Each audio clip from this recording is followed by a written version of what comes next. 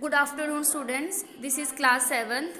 तो आपका chapter half हमने रीड किया था। तो आज हम जो जितना रीड किया था उसके आगे हम रीड करेंगे। तो क्या है डिस्ट्रीब्यूशन ऑफ फ्रेश वाटर। जो फ्रेश वाटर है उसकी डिस्ट्रीब्यूशन कहाँ कहाँ है वो पढ़ेंगे। Water is not easy to obtain in many part of our country. मतलब बहुत सारे ऐसे पार्ट हैं हमारी कंट्री में जहाँ पानी को लेना ऑब्टेन करना इजी नहीं है। The amount of water in a region depend on the rain it receive. कि मतलब किसी रीजन में कितना पानी है वो डिपेंड करता है कि वहाँ पे कितनी रेन हुई है। This is true for every part of the earth except the polar region which are covered with ice. ये बिल्कुल सही है। कुछ रीजन है अर्थ के वहाँ के लिए तो ये सही है, बट कुछ जो पार्ट है वो कवर्ड है आइस से। अब ये जो आपको यहाँ पे मैप दिया हुआ है, यहाँ पे चार्ट दिया हुआ है, इस पे आपको वाटर की डिस्ट्रीब्यूशन बताई है कि कितने कितने परसेंट वाटर है। अब जो सैलाइन वाटर है वो 97.5% है, प्योर वाटर कितना है 1.7% है, और 0.8% वाटर जो है वो lake, river and ground water में स्टोर है। तो ओशन में कितना पानी है 96.5%। तो ये आपको डिस्ट्रीब्यूशन बताई है वाटर की। Our country is a very vast rainfall varies from place to place. हमारी कंट्री जो है बहुत बहुत बड़ी है। यहाँ पे कितनी रेनफॉल होती है ये डिपेंड करता है प्लेस टू प्लेस, और वाटर की डिस्ट्रीब्यूशन कहाँ कहाँ है उस पर डिपेंड करता है। A region which receive very little rain has less portable water. जिस जगह पे कम बारिश होती है वहाँ पे पोर्टेबल वाटर कम होता है, और उस जगह पे कुछ सोर्स होते हैं जहाँ से लोग पानी यूज़ करते हैं। क्या क्या सोर्सेज हैं, वेल्स होते हैं, लेक्स होती है, रिवर होता है। और a region with scanty rainfall has also less ground. जहाँ पे बारिश कम होती है वहाँ पे ग्राउंड वाटर भी कम ही होता है। सम रीजन लाइक कुछ रीजन है जहाँ पे कम बारिश होती है, जैसे राजस्थान हो गया, northern Karnataka and Gujarat are prone to drought. ये जो एरियाज़ हैं यहाँ पे ड्रॉफ्ट पड़ जाता है, यहाँ पे बारिश बहुत कम होती है। और जो ये जो जगहें हैं इनको पानी की शॉर्टेज जो है वो फेस करनी पड़ती है। मतलब हर समर में, हर गर्मियों में इनको पानी की शॉर्टेज आ जाती है। कुछ रीजन जो है वहाँ पे ज़्यादा बारिश होती है और वहाँ पे फ्लड आ जाते हैं। और कुछ जगह है जहाँ पे अच्छी बारिश होती है, regular time to time good amount में वहाँ पे ग्राउंड वाटर भी होता है। और वहाँ पे वो ज़्यादा पानी होता है तो वहाँ पे वेल, लेक, रिवर, वहाँ पे भी पानी वहाँ से भी हमें मिल सकता है। वाटर मैनेजमेंट क्या होता है, जैसे जैसे पॉपुलेशन बढ़ती जा रही है वैसे वैसे पानी का प्रेशर ज़्यादा बढ़ रहा है, ज़्यादा डिमांड बढ़ गई है पानी की। तो फ्रेश वाटर सोर्सेज जो हैं वो ज़्यादा यूज़ कर रहे हैं लोग, ज़्यादा डैम्स बना रहे हैं। डैम क्यों बना रहे हैं? पानी को बचाने के लिए, कि जो पानी है वो डायरेक्ट फ्लो नहीं हो जाए। डायरेक्ट पानी के फ्लो को रोकने के लिए लोग क्या कर रहे हैं, डैम बना रहे हैं ताकि वो पानी जो है उसको कैप्चर करें और थ्रू पाइपलाइन या किसी और किसी और ज़रिए से पानी लोगों तक पहुंचाए। पाइपलाइन हो गई जैसे, तो वो पानी फिर लोग एग्रीकल्चर के लिए अपने घर पे यूज़ कर सकते हैं। तो इसीलिए वाटर की मैनेजमेंट होना बहुत ही ज़रूरी है। हमें क्या करना चाहिए, जब हम ब्रश करते हैं, ड्यूरिंग ब्रशिंग हमें पानी जो है टैप खुले नहीं छोड़ने चाहिए। जब हम नहा रहे हों या कपड़े धो रहे हों या बर्तन धोते टाइम हमें पानी खुला नहीं छोड़ना है, हमें ओवरफ्लो नहीं होने देना है।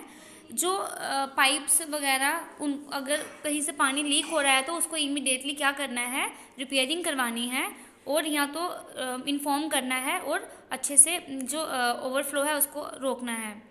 Water plant early in the morning. जो प्लांट्स हैं उनको आपने सुबह ही पानी दे देना है, पूरा दिन आपने पाइप नहीं लगा के रखनी है पानी में।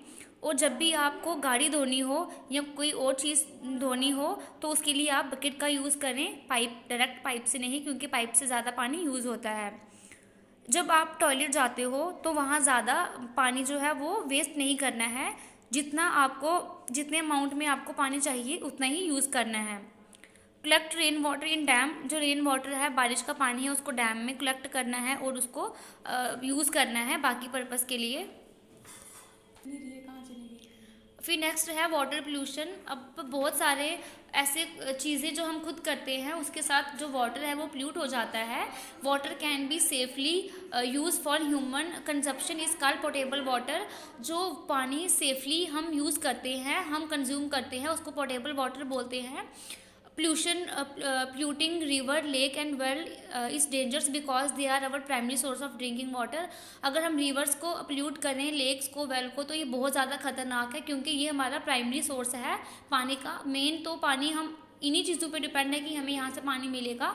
अगर हमने इन्हीं चीज़ों को पोल्यूट कर दिया तो हम पानी कहाँ से यूज़ करेंगे।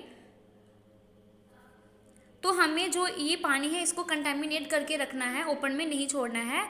इम्प्रॉपर सीवेज फैसिलिटीज़, बहुत सारे टाउन्स हैं, ऐसे सिटीज़ हैं जहाँ पे जो सीवेज सिस्टम है वो बहुत ही कम है। बहुत सारे जो सीवेज सिस्टम है वो फ्लो होते हैं रिवर में, तो हमें उसको प्रॉपर तरीके से ट्रीट करना है। इंडस्ट्रियल पोल्यूशन, अब केमिकल जो इंडस्ट्रीज़ हैं वहाँ का जो वेस्ट है वो केमिकल्स जो है वो कहाँ फ्लो आते हैं, फ्लो होके रिवर्स में आते हैं और ये हमारे लिए डेंजरस है। हमारे लिए क्या, जो वाटर में जो प्लांट्स होते हैं, जो बाकी लिविंग चीज़ें होती हैं, उनके लिए भी ये हार्मफुल हैं। वो भी अगर खाएंगे तो उनके लिए भी ये डेंजरस है और हमारे लिए भी, इसलिए हमें ये पोल्यूशन नहीं करना है।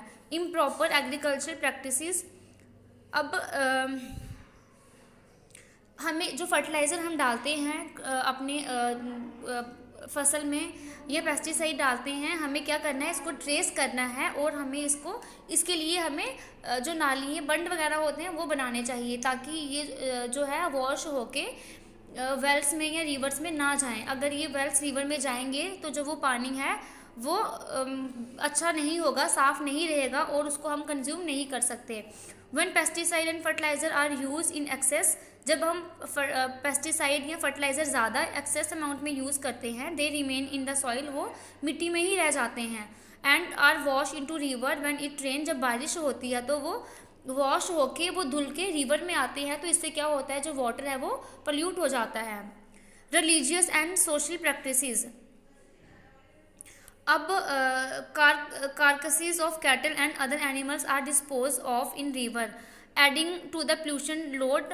अब जो क्या करते हैं लोग, जो गोबर वगैरह ये चीज़ें ये कहाँ जाती हैं, मतलब लोग बहा देते हैं ना पानी में, तो इससे भी क्या हो रहा है, पोल्यूशन का लोड ज़्यादा बढ़ रहा है। कुछ इंडस्ट्रीज़ अपना टॉक्सिक केमिकल वो भी डायरेक्ट रिवर या ओशन में वहाँ पे फ्लो होके जाता है, तो वो भी क्या, उससे भी पोल्यूशन क्रिएट हो रहा है। हाउस होल्ड जो वेस्ट है वो भी रिवर में ही जा रहा है। रिलीजियस ऑफरिंग क्या होती हैं, जैसे कि पूजा वगैरह करते हैं, वो जो फूल वगैरह है या कुछ चीज़ें जो है वो हम गंगा में या पानी में बहा देते हैं, तो वो कहीं ना कहीं जाके वो रुक जाते हैं पानी में, तो इससे भी क्या हो रहा है, पानी जो है वो भी पोल्यूट हो रहा है और उससे भी पोल्यूशन क्रिएट हो रहा है। क्योंकि अगर हमें फ्लोर वगैरह डालने होंगे तो हम पॉलीथीन बैग में डालेंगे, कोई भी चीज़ होगी तो हम पॉलीथीन बैग में डाल के तभी हम पानी में डालते हैं, थ्रो करते हैं। तो जो प्लास्टिक की चीज़ें हैं वो पोल्यूशन क्रिएट कर रही हैं, तो इसीलिए जो वाटर बॉडीज़ हैं उनके लिए तो ये बहुत ही ज़्यादा खतरा है। हमारे लिए तो है बट उनके लिए भी। Water conservation, rain water harvesting is simple term. Rain water harvesting is a method of direct collection of rain water from roof top of building. Rain water harvesting क्या होता है, रेन वाटर को collect करना अपनी building के top पे। It can be done both on roof top of our houses as well as of industrial building. ये कहाँ पे, हम अपने घर की जो छत है वहाँ पे भी पानी को कलेक्ट कर सकते हैं या तो इंडस्ट्रियल बिल्डिंग पे भी कर सकते हैं। This water can be use for various purposes. और ये जो वाटर है रेन का, ये हम बहुत सारी पर्पसेस के लिए इसको हम यूज़ कर सकते हैं। रेन वाटर जो है वो हम स्टोर कर सकते हैं, उसको डायरेक्ट यूज़ भी कर सकते हैं, और ये अगर पानी को अगर हम मतलब कि एक जगह इकट्ठा रखें तो ये ग्राउंड वाटर में ये डीपली चला जाएगा और क्या होगा, जो ग्राउंड वाटर का लेवल है वो भी इंक्रीज़ हो जाएगा, तो उससे हम थ्रू ट्यूबवेल से पानी यूज़ कर सकते हैं। अब जो रेन पानी का जो ये बारिश का पानी होता है, इसको हम इरिगेशन के लिए यूज़ कर सकते हैं, कपड़े धोने के लिए या झाड़ू पोछे के लिए इसको हम यूज़ कर सकते हैं, तो इसके बड़े सारे यूजेस हैं। check dams rainwater percolate into the soil only if it does not flow away quickly. Rain water तभी हम रेन वाटर को मतलब कि रेन वाटर तभी पानी जो बारिश का पानी है वो तभी सीप होगा ना मिट्टी में जब हम उसको वहाँ एलो करेंगे, वहाँ ठहरा के रखेंगे। अगर बारिश का पानी है वो क्विकली अगर फ्लो हो जाए तो वो सीप होगा ही नहीं मिट्टी में। तो इससे क्या करते हैं हम डैम बनाते हैं। डैम से जो पानी होता है वो एक जगह ठहर जाता है, रुक जाता है और वो क्या हो जाता है, सीप हो जाता है, ग्राउंड में डीपली चला जाता है। उससे फिर वो पानी हम पी सकते हैं, पाइपलाइन से उसको हम निकाल सकते हैं या डैम या उसको ट्यूबवेल से या वेल से उसको हम यूज़ कर सकते हैं।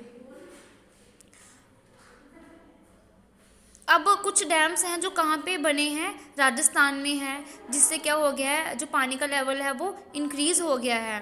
तो उससे मतलब कुछ जगहों पे जो पानी की प्रॉब्लम है वो सॉल्व हो गई है।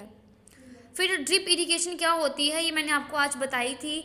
हम पानी का ज़्यादा वेस्टेज ना हो तो इसलिए हम क्या करते हैं, जो प्लांट होते हैं एक ड्रिप होती है, पाइप जैसी होती है, तो वो डायरेक्ट हम उनके रूट में लगा देते हैं। तो उससे जब पानी जाता है वो तो डायरेक्ट रूट में जाएगा, बाकी आगे पीछे पानी का वेस्टेज कम होता है। तो ये आपको डायग्राम में अच्छे से शो किया है।